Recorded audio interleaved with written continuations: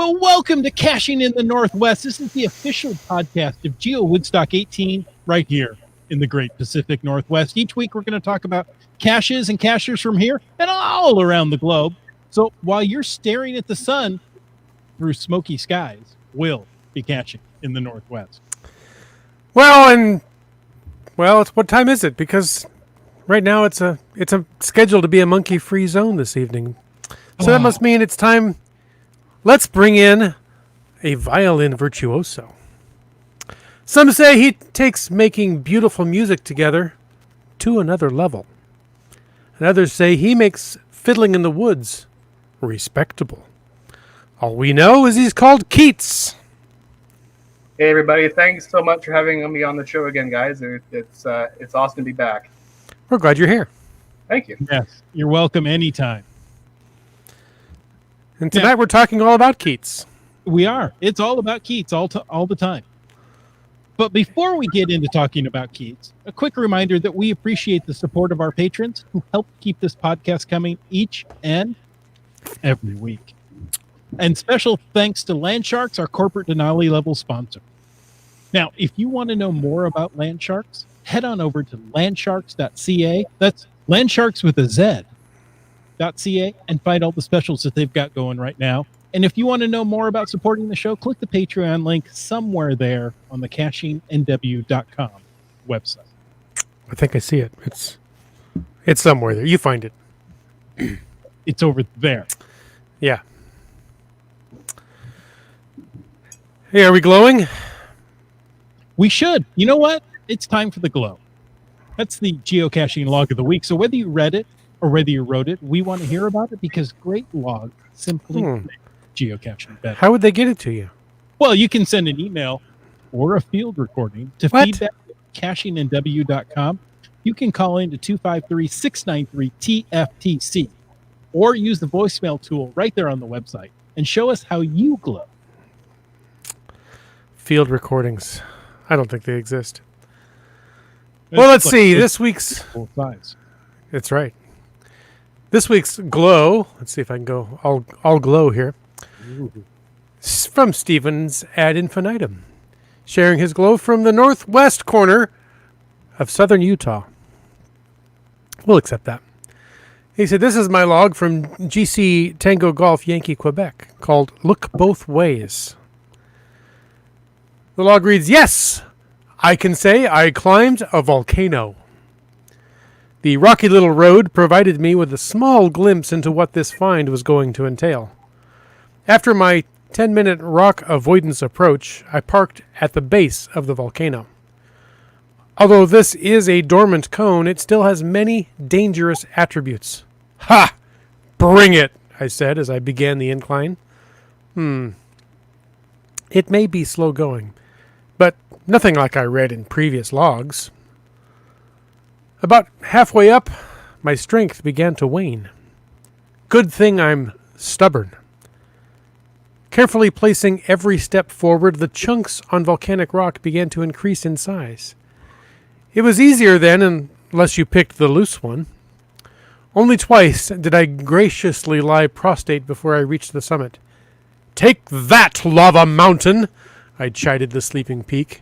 Did I mention it was 104 degrees today?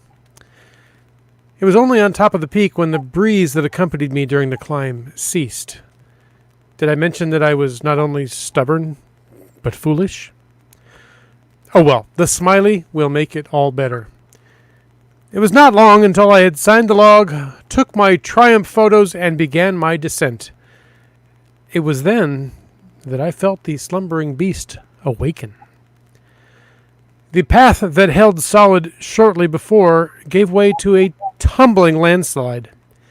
I can only describe the scenario as a mix of P90X and the America's Funniest Home Videos of a slippery driveway.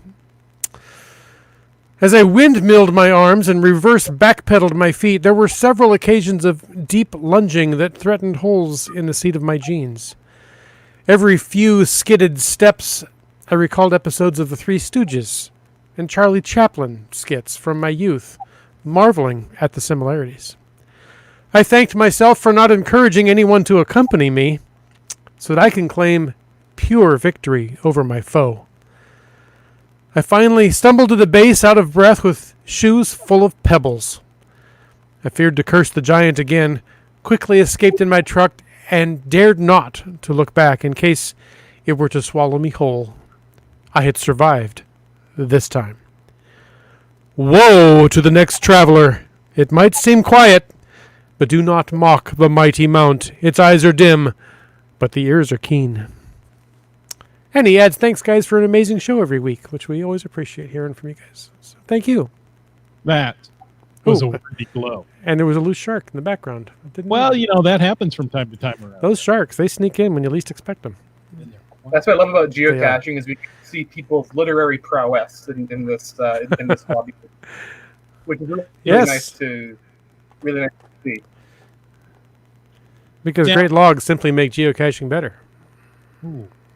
Somebody should be saying that each and every week.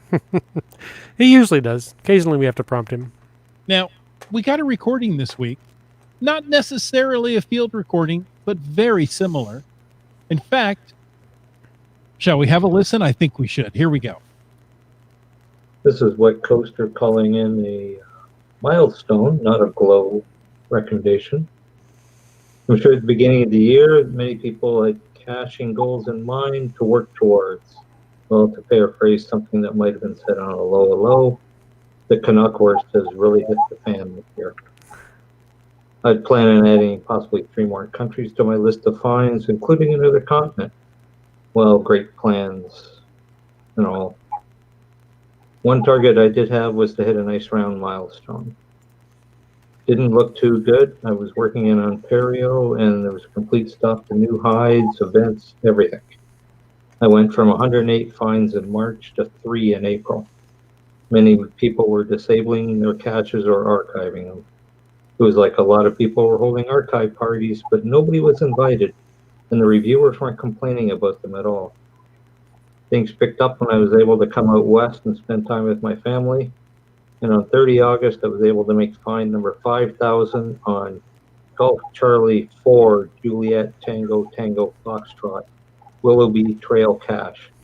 The CO is a well-known hider and finder of caches, Mariki. I wonder if I can get to 6,000 by the end of the year. There you go. So, you know, we like recordings in your own voice. It sounds much better. Way better than listening to me. Well, or me. At least Wits End can read well. I have trouble. Hey, Wet Coaster, thank you so much for sending in your milestone. 5,000. That's impressive, especially in a challenging year like this. Yes, that's very good. I think you can get to 6,000. I really do. So, there you go. Now, you guys chide me. Yes, I used the word chide. Is that like a tea that you can get at Starbucks? That's more of a chive. Okay. And no, you don't want to drink that as a tea. No, chives you put on baked potatoes. Ooh. But we do have a field recording this week. What? Yes. So I'm going to pop this up. Let's see how this works. Oh, look at that. Nice popping. Those of you familiar with the Caching the Northwest podcast. Power. Oh. And we have buffering. Power buffering. And we lost the Keats. Has everything gone down tonight? Could be. Hear me? What? Okay, thank you.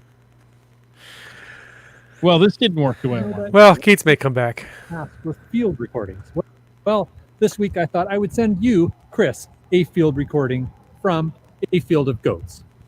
So we are geocaching on Salt Spring Island, and I came across a field of goats, and I thought, you know who would appreciate this? Well, besides Helen of the Land Sharks, Chris of the Northwest, because it is a field recording. We are having an amazing day. Haven't hit any milestones, but we have hit lots of great geocaches and great experiences. And hey, watch our channel for more. So there you go. A field Those recording. of you familiar with the Caching the Northwest. Okay, that's enough of you. It's enough, monkey. Go away, monkey.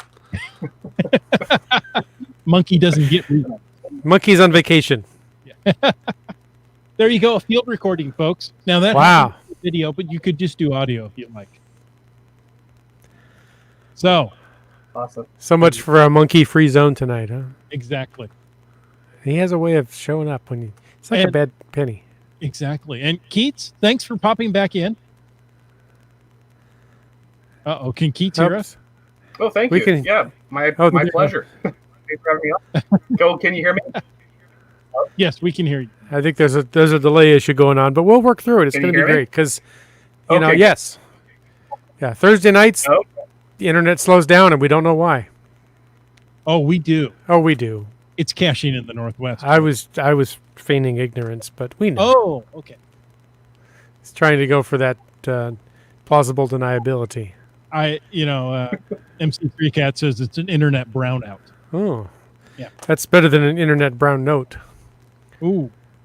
And it could be that the possibility that there's some smoke in the air, affecting the Wi-Fi signals. Is there smoke on the water and fire in the sky? Yep. Okay. Well, while things are working, let's introduce our return guest. Welcome back to the show, Keats94. For people that may not have met you, let's ask a get to know you question. This is a good one I like. What's the dumbest way you've been injured?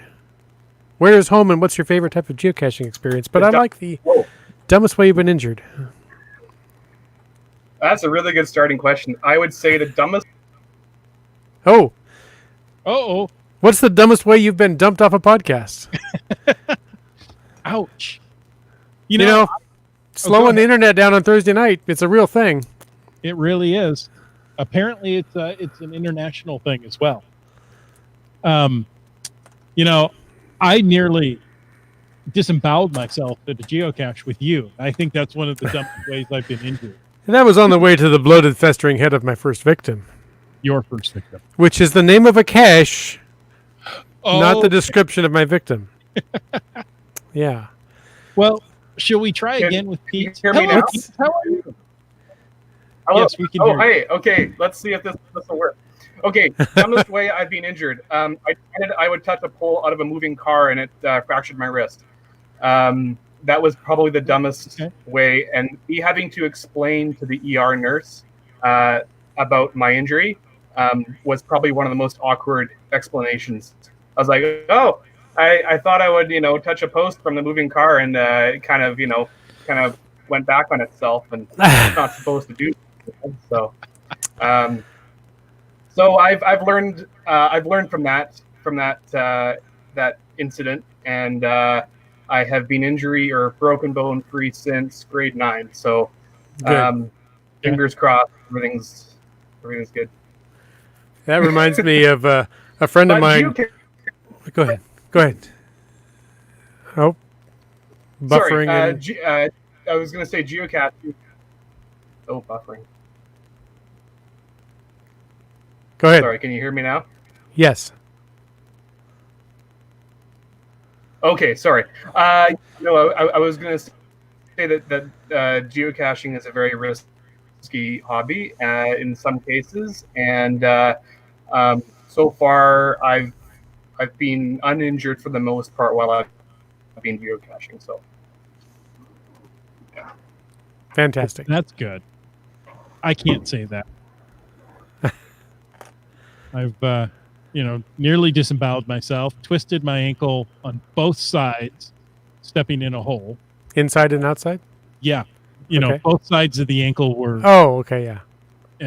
swollen and discolored. And it hurt no matter how I moved it. Little things like that. But other than that, it's a great hobby. Everybody should get into it. Yeah. I was starting to say there that Keats' injury reminded me of a friend of mine. Said he was riding a motorcycle and thought it might be fun to stick his leg out and kick an orange traffic cone as he was going by. Those are heavy. He said, I felt like I wrapped my foot back up around my head because it recoiled so badly. So note to self or note to listeners, don't do that. I'm sorry to laugh, but you got to admit that's somewhat funny. Oh, yeah. And especially because it wasn't me. So. Oh, we think alike. We've known each other too long, with him.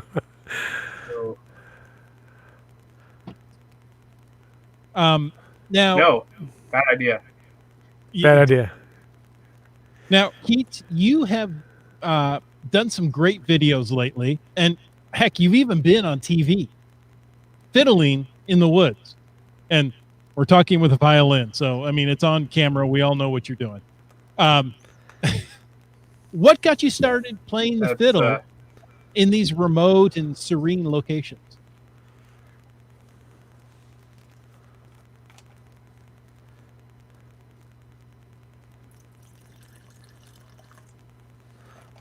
Wow, we're really delayed. Really delayed, and now we've lost audio. Yeah, we don't hear you at all, Keats. Sorry, Keats.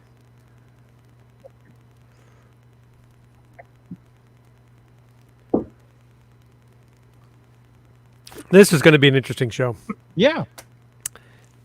It's not personal. We're glad you're here, Keats. It's the Thursday night internets that are against us. Well, that's a really, really good question. I would say that during the start of this pandemic, there were a lot of times where I'd be hanging around. Oh. Uh-oh. Oh, sorry. Can you hear me? I don't know if it's going to work for us tonight, folks. Yeah, this is really difficult. Yeah. We can hear you, Keats, but your sync and your timing is way behind us. It's going to be really difficult to carry on a conversation. If you want to read ahead in the show notes and answer a question about 4 questions from now, and then we'll ask, and maybe it'll sync. I don't know. Okay. Okay. Hear me now? Is it better now? Maybe.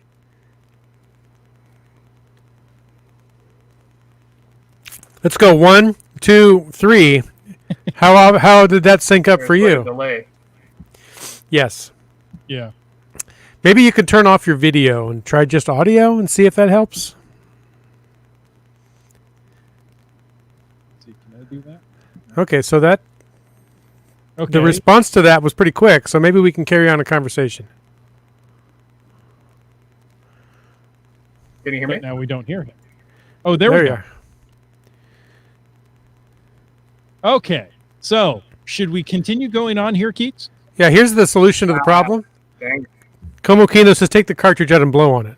Yeah. Well, see, that's the problem. Only the console owner knew the way to blow the cartridge so that everything worked. Oh, absolutely. Yeah, you could never, be able to do somebody else's cartridge. Right. You always had to, take care of your own. Exactly. Okay. Let's see what I can do. Okay. So let's try one more question. Let's see.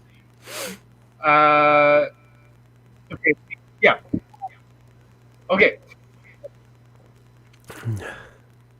It sunk up. It sunk up pretty well. Yeah. Okay. What got you out fiddling in the serene let's try location that. in the wood? All right. Can you hear me now? Boy. Yeah, I think our timing is Okay. just Sounds good. off or actually All right. on. Starting from your question. Okay. Oh, this is great. Folks, I am going to switch. Yeah, sure. Sounds good. We've got a couple of long gloves that I'm gonna grab for tonight. What Coaster says, you need some land type of guy, maybe? No, we're fine. I'm going to go out on a limb, Keats, and say maybe rebooting your whole computer, give it a shot and see if things come back better. It is Thursday night, and that is a risk that we take. But if it continues this way, it's really hard to carry on a conversation with the timing as far off as it is. Wits End, I've got a glow a little farther down in the show notes if you want to jump to that. What? You think I know how to do that? Yeah, I do. Let's see. Is this the one from Hide Go Seek? Yes, it is. Hide Go Seek submitted a glow. Said it's from Tigress, who found traditional cache pit 1 pit stop. Oh. Let me see if I can figure this one out. It looks like a rhyme. It looks like a poem here. They paved Pit 1 pool and put up a parking lot. I know a song like that.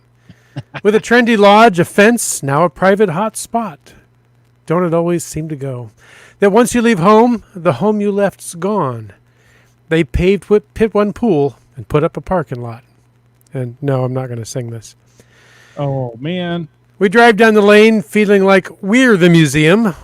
Only one lone sycamore left, it leaves my heart screaming. No, no, no, don't it always seem to go that once you leave home, the home you left's gone. They paved Pit 1 pool and put up a parking lot. Oh yeah, I know it's the way life goes, as we all can see. But there's still a little ache missing the kid that was me, gee. Don't it always seem to go that once you leave home, the home you left's gone. They paved Pit 1 pool and put up a parking lot. In my listening mind, I can hear the screen doors swing, and the hum of the lions, well, that was a poolside thing. Now don't it always seem to go that once you leave home, the home you left's gone. They paved Pit 1 pool and put up a parking lot. Hey now, don't it always seem to go I left this spot, and the spot I knew's gone. That once you leave home, the home you left's gone. They paved Pit 1 pool and put up a parking lot. We trespassed a little and drove over where I learned to swim. Is that a different one or same one? We're good? Yes, that's the same one. Okay. Pit 1 pool is only a memory to we old-timers. Liability and stuff, it was filled in. Those beautiful sycamores ripped out. Save one. There's one. All alone. Okay, some back amid the houses. I learned to cook in that one. Brownies and 4-H. I can hear the big sprinklers, cush, cush, cush, in my memory of the big green lawn, which is still there.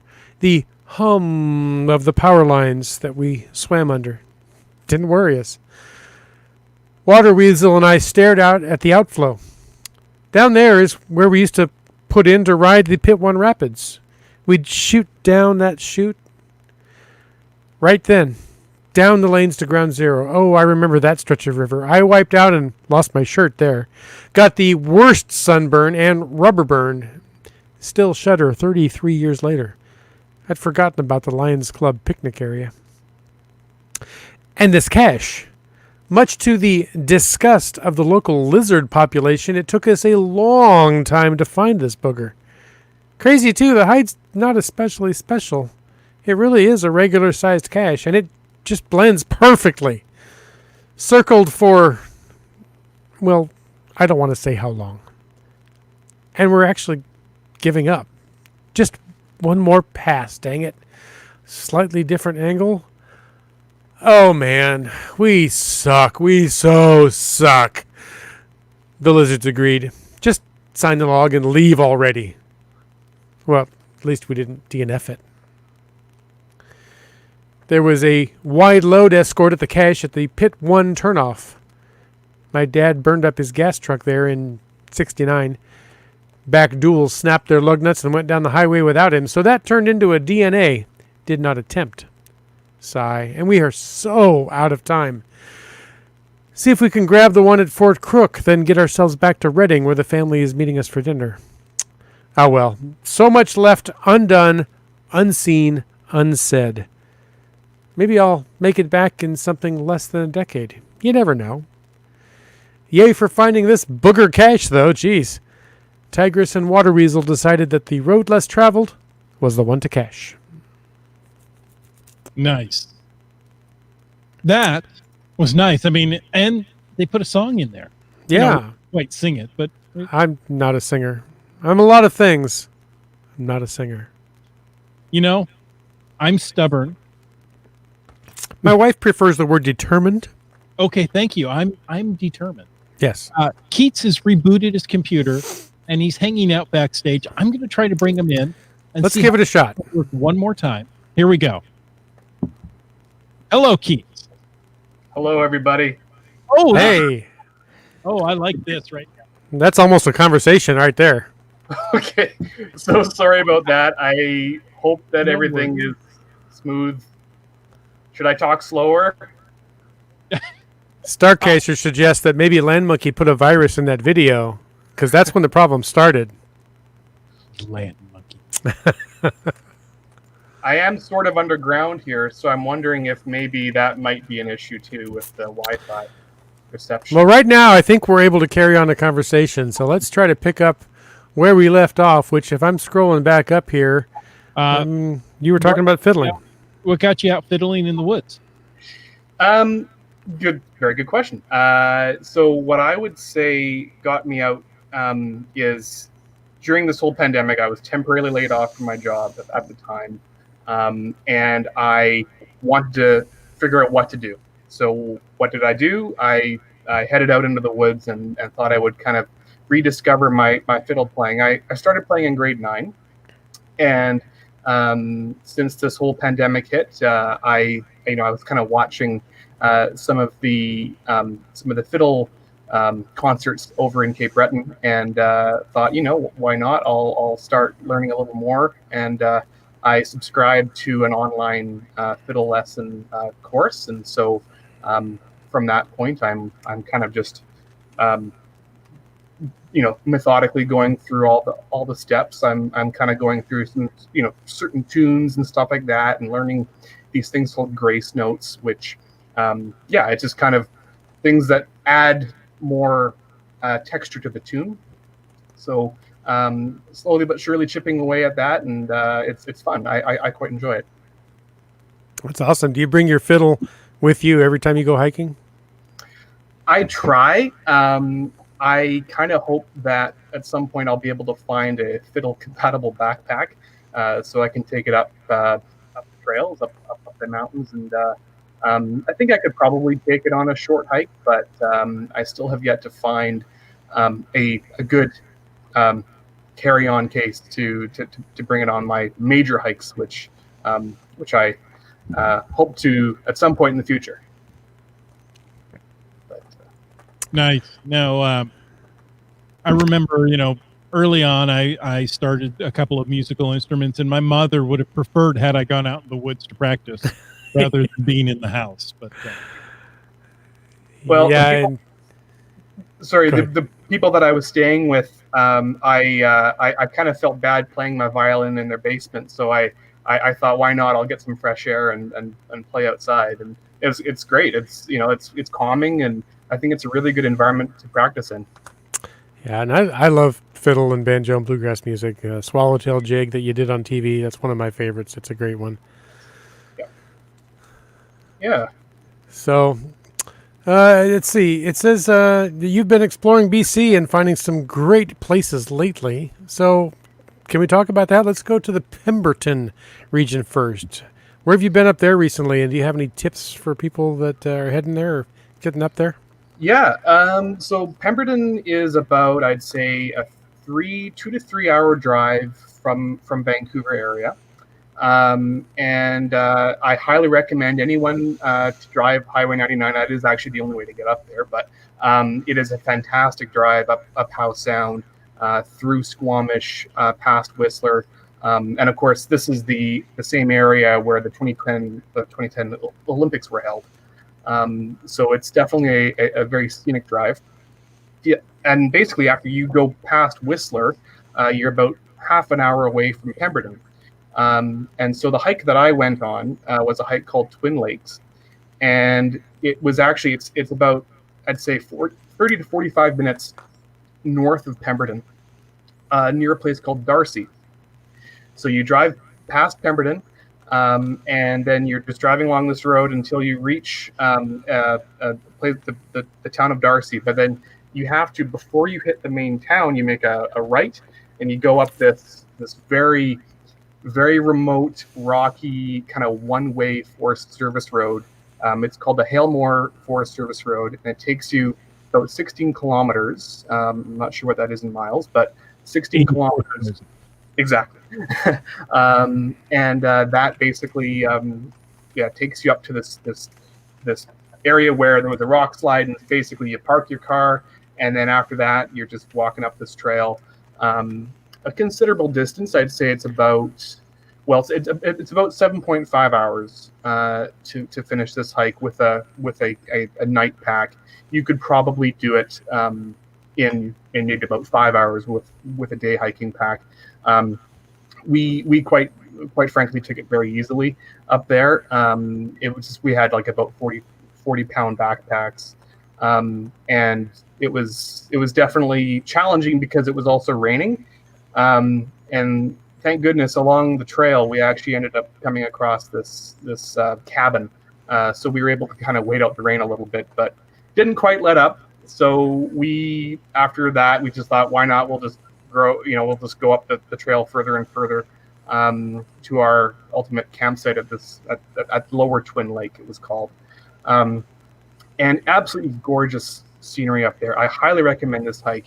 I recommend that you have a good off-road vehicle to get up there, and then using hiking boots and all the outdoor gear.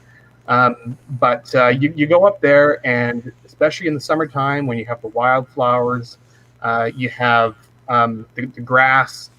It kind of looks very much like a scene from Scotland or Mordor, and it really is worth it. So yeah, you kind of go up these switchbacks, and all of a sudden you see all these marmots around, and you end up kind of going up and up and up, and then you see this bowl, and you're staring at this. Like you expect to see Gollum, hiding somewhere in the rocks amongst this gorgeous lake. It was quiet when we arrived, but when we arrived, this was a Friday actually, and it was really raining and it was windy.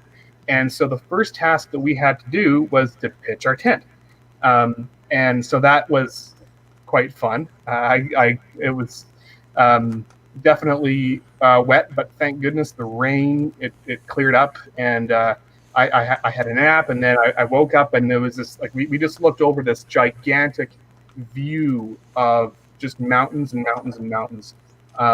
Absolutely stunning scenery up there. The mountains up there are different than what you'd see in the coast mountains. They're a little bit rockier, a bit sharper. The rock is kind of a redder color. And the rocks, like the geology, like if you're a geologist and you want to go up there and see some rocks, there's some pretty cool rocks up there too. So Twin Lakes definitely is worth it. There is a grand total of 1 geocache up there, which unfortunately was missing. So what we ended up doing was we essentially let the cache owner know that it was missing, and we wanted to keep this thing going because it's one of those caches that is very much in a nice area, and if you're hiking that long a distance, and there's a geocache up there, it's a heck of a DNA. So yeah, I'm not fond of drop downs, but in this case we were sweating, and it was I happened to have a container in my backpack, so yes, it's controversial, but I thought it was the right thing to do for this cache owner, because the last time it was attempted was 2015, and yeah, it was a while ago, and so I thought, why not? We'll try to keep this thing active, because apparently marmots do like to hold on to things, much like squirrels. And that was another thing that we noticed up there was the marmots, just tons of marmots. And I noticed that when we were camping, we could hear, and this is why they call it Whistler, by the way, this whistling sound that you hear in the mountains, and those are marmots. And I think what that is that they're not whistling per se; they're actually they're making like a screaming sound, and it usually is meant to warn other marmots that a hawk is around. And so whenever we heard that sound, we could always see a hawk somewhere up in the sky. So that was quite neat. Yeah, so it was definitely a good hike. We spent 2 nights up there. The star show was really awesome if you have clear sky. I can imagine, yeah. You're so far away from any big city, really. I mean, the biggest city is Pemberton, really, and the light pollution is definitely pretty non-existent up there. So highly recommend it. If you want to look it up, this particular hike, check out 105 Hikes book. It's by Stephen Huey. Really good book for any hiking, not just in British Columbia, but there are some hikes in Washington State as well. So definitely worth checking that out. And excellent color pages and just fantastic arrangement. And he also lists the like his rating of the hike. So this Twin Lakes hike was a 5-star rating, 5 out of 5. So definitely worth it. And I think he was very right in that in that evaluation for sure. Nice. Yeah. Now, Keats, I admit to a little bit of internet stalking. I followed your YouTube channel there, and I've seen you play the fiddle on the shores somewhere. So obviously that wasn't the mountains you were in. There was a larger body of water there. What about that trip? Where was that? That was on Gabriola Island.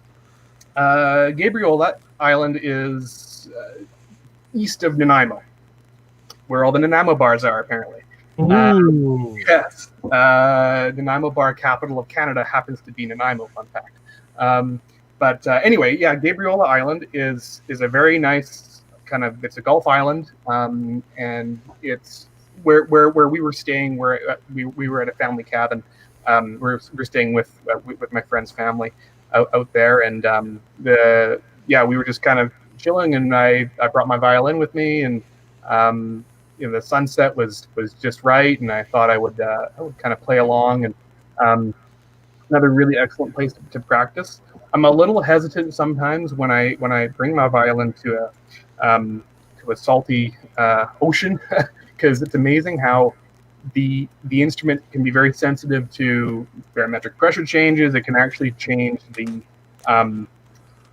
tune of the strings. Sure. It can also fluctuate the wood of the violin, so that can change things. But this violin it's not a Stradivarius. It's a Fujiyama, but it's still worth keeping and playing. It's a violin that I'm quite fond of, because it was the first violin that I've practiced off of. So Gabriola, lots of great geocaches out there too, and it's a pretty well built up island. So it's not like you're roughing it. There's an excellent restaurant there called Woodfire, and a number of awesome cafes, and it's pretty easy to get to from downtown Nanaimo. If you're coming from the mainland, you just take the main ferry from Horseshoe Bay to Departure Bay, and then just drive a short distance south through Nanaimo, and you'll get to the Gabriola Island Ferry Terminal at Nanaimo Harbor. And if you go from Victoria, you just drive up the island. It's about a 3.5-hour drive from the Swartz Bay Ferry Terminal. After that, you're basically there, and it's an awesome place to hang out. Campsites, there's an excellent campsite right near the ferry terminal called the Scanso Bay, and I've spent one time I actually spent 8 nights there, because scheduling issues with friends. One friend left and another friend arrived, so we were definitely it felt like I was living there after the 6th day, but it was worth it. It was worth it, and there's some really excellent, like I said, there's some awesome geocaches out there, many of which are very creative. So check them out. Gabriel actually has quite a good caching community. Nice. Yeah. Land Monkey would lead us to believe that at the border to Nanaimo, when you come into town, they're actually handing out Nanaimo bars to you. Is that true? You get a Nanaimo bar, and you get a Nanaimo bar. Yeah, everybody gets a Nanaimo bar. Yeah, it's a rite of passage, right? Wow. I've got to get up there. I've heard of bar crawls. This is a different kind of bar crawl, I think. I've heard that there actually is a brewery in Nanaimo that has Nanaimo bar flavored beer, which I'm not quite sure if I'd like, but you've got to try it. Yeah, we would call unacquired taste. Yeah, I'd be willing to try it. Take one for the team, purely for research for caching in the Northwest. Yeah, absolutely. Yeah. Thank you, Wits End. I Yeah, appreciate that. I'll do that for the team. Oh, boy. Wet Coaster says, don't tell Rock Chalk about that. No. Oh, Yeah, and somewhere up here, Iham said, don't tell Land Monkey about the throwdown either. no, we can mention it because he's not on the show. That's right. And you can see what happens if we try to bring him in. Yeah, he breaks the show. It's all his fault. Keats, thank you for sticking with us. I know this wasn't comfortable or what we had planned, but I sure appreciate you sticking with us and telling us a little bit about your journeys and the YouTube channel you've created. Where can people find out more if they want to follow you, stalk you online, or learn more about what you're doing? People can find me on Instagram at Keats Morton, and you can also find me on Twitter, also at Keats Morton. But those I don't tend to be on Twitter that much. But you can definitely say hi to me on Instagram. You can also contact me via the geocaching messenger, as well as on Facebook. Feel free to add me on Facebook, Keats Morton. It's that's basically I'm also on Snapchat, but I'm not very I don't use Snapchat that much either. So yeah, actually I did get TikTok, which is also you can find me on TikTok. I think it's also just Keats Morton. So I'm too old for Snapchat or TikTok. So you can find Wits End on CompuServe. 73357, 2334. And the fact that he still remembers that tells you how old he is. It's a twisted. Good brain cell there. Just one. More than times. Folks, our thoughts and prayers go to those affected by the fires and all the smoke that we're having. We're supposed to get a huge influx of smoke here into Western Washington tomorrow. So if you have the opportunity, stay home, grab a filter and put it in front of your fan and try to purify some of the air coming into your house. Yeah. And thanks for listening. We hope you enjoyed this episode of Caching in the Northwest. Yeah, we thank you for putting up with the problems that the internet on Thursday night threw our way, but we muscled through, and thanks for Keats Reboot, and thanks for your patience while we worked through all that. I would also like to take a moment to thank our corporate Denali level sponsor. That would be Landsharks. Landsharks.ca, that's Landsharks with a Z, is the outdoor adventure and geocaching store. Check them out online. And as I've heard, they ship online orders daily. I do that. Yes. Okay. And we want to thank our faithful Denali level supporters. That's Landsharks, JP's Geo Design, Team Squirrel, Groovy Owl, and Cashly. If you want to know more about supporting the show, click the Patreon link on the CachingNW.com website. Website. We do this together for years, and we pick up habits. I didn't say they were good. I just say we pick up habits. No judging here. One of the people who've clicked on the website is Emner. And Antaeus. Keats94. Hey, how about that? That's right. I've heard of him. He's a good guy. Internet service struggles sometimes, but he's a good guy. We'd also like to thank MC3 Cats, Seebeck Tribe, Ackerdoc, Wino Seattle, Kid Vegas 19, Team Noltex, D Sayer, Ala Rubric, Trexer 0, GeoNav Pros, Dora Moore, CRS 98, B Pendragon, Fairwood West, Greenworks, Logwork, On a Boat, Camp Clan, LG 9000, Wet Coaster. Thanks for the field recording or recording anyway. Sege Hove, The Geo Travelers, Boomer 365, Kev MacD, Tick Magnet, Billy Robson, Kennel Barb, Subway Mark, Broncos fan for life, GSM ×2, Limax, Genies, Sprouter, and You Talks to Rocks. That's right. All right. Well, as Keats mentioned, you can reach him all kind of places, including the geocaching messenger service. And you can find both of us there, too. He's Chris of the Northwest. I'm Wits End, and he's Keats94. I could point, but I would get it all messed up because I don't know my left from my right when I'm looking at a monitor. Here, should we move people around for you? Oh, that would just help so much. Thank you. Oh, folks, thanks for taking the time to listen to this episode of Caching in the Northwest. Don't forget that you can be part of the show. Call 253-693-TFTC and leave us a comment, ask a question, or send us Nanaimo bars any time of the day or night. And of course, you can email us at feedback@cachingnw.com. Your support helps keep quality shows coming. If you like the show, click the Patreon link on the cachingnw.com website and subscribe on iTunes, Google Play, Stitcher, iHeartRadio, Spotify, and more.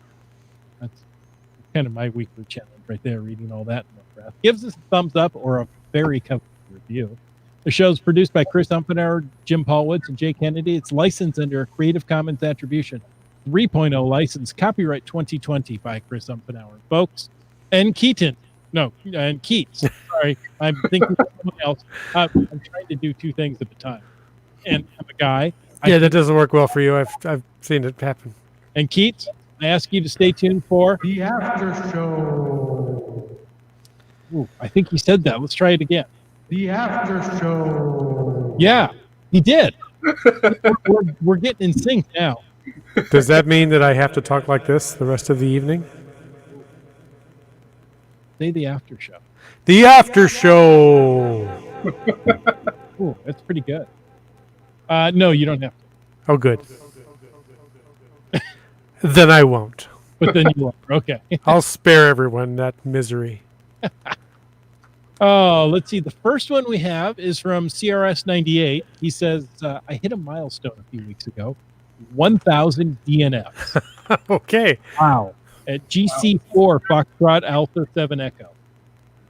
It was Hyde 98. I wanted to throw an event in celebration, but not yet. Okay. Well, that makes me curious.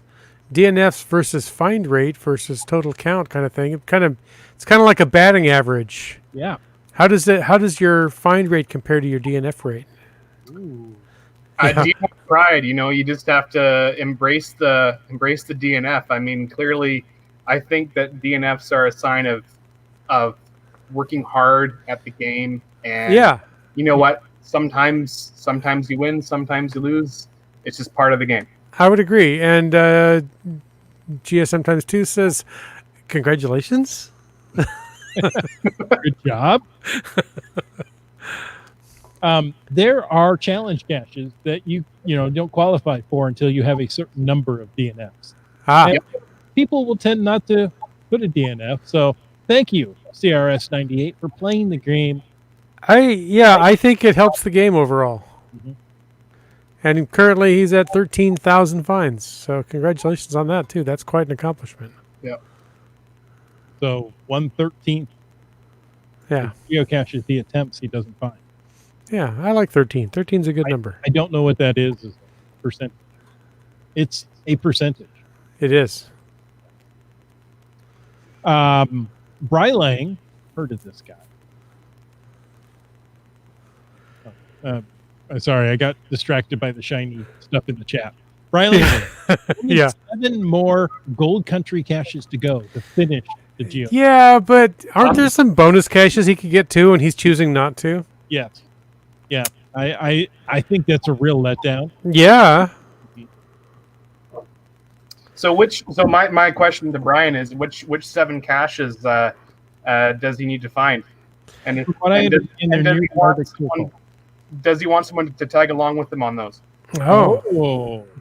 There you go. I think it'll show up in the chat here pretty soon. But while we're waiting, let's see. CRS98 says, as an FYI, the location of the original stash plaque is currently under a level 3 evacuation order. That means leave now, or else at least give us your dental records. Yikes.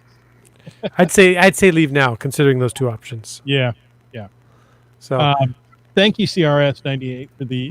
I had no idea it was under a level 3 evacuation. Yeah. Bradling says the 7 remaining caches are all near Lillooet. Right. And all but one is a hike. So Okay. So Red Rock is probably on that list. That's a gorgeous hike. Highly recommend it. yeah, John Tesh did a concert there. Oh, that's different. Similar. Wet Coaster says, is it the 7 you need a helicopter to get to? And Wino Seattle says, I'd tag along with him, except Trudeau won't. Well, there's that. Just tell him you're going to Alaska. Very funny.